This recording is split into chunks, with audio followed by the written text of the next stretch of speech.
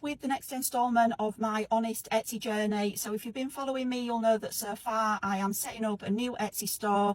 I am not going to promote reels and carousels on the big social media platforms. I'm purely doing an experiment to see if I can set up a new store with done for you digital products, PLR, MRR, and see how many sales I can make just from organic traffic, optimizing search engine optimization keywords, and just using the marketing tools that Etsy give me. Now, so far I have selected the products I'm going to list in my store.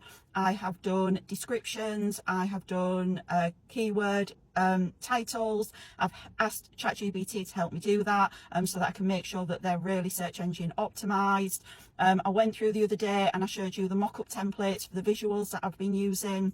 I've got some of these free on my stand store at the top of the page at the moment. Feel free to go and grab some.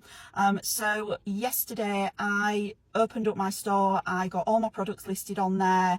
A couple of changes that Etsy have made that I just want to make you aware of since I opened my first store 18 months ago is that number one, it used to be free, so you didn't have to pay anything to open an Etsy store. They now charge £11 or $15 if you're in the US to open a store. They've put this down to the new changes which have just recently come in, so that they can work better behind the scenes. They can push out your products more. I don't know how true that is. So you do have to pay £11 or $15 when you open your store. So it's not too bad. It's still cheaper than getting a website or paying for Stan every month. So it's still really cost effective, but it is just something to factor in. You also have to pay 20 cents per listing. So I listed, I think, 16 digital products yesterday. So I will pay 20 cents for each one of those, and you get billed monthly for that. That's exactly the same. The second thing that they've changed is when you put your bank details in. It used to be a complete farce. You used to have to put your bank details in and then Etsy would send really tiny amounts to your bank account with a code with it. Then you had to go into Etsy, you had to put the code in, and it was a complete farce. They've stopped that now. It's all biometric. So you literally put your bank details in and it gives you the option to just do your face recognition.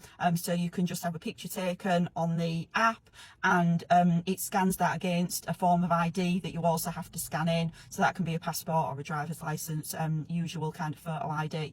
So there are the two changes that have happened since I last set up my Etsy store. And I thought it just might be helpful to show anybody who hasn't been inside Etsy before as a seller what the procedure is for actually listing a digital product. So take a look. So this is how you add an Etsy listing. So you go on to list item, digital files, you put in that you made it, it's a finished product, and just select 2024 when it was made and continue.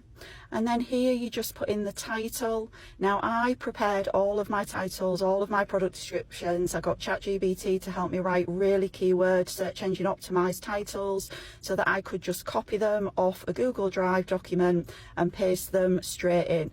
This is really, really time saving. Then you go on to add your videos and your files, your PDF file with the hyperlink on it. Fill in the price, the quantity. You want to be choosing a category, either guides and how-tos or social media templates for digital products.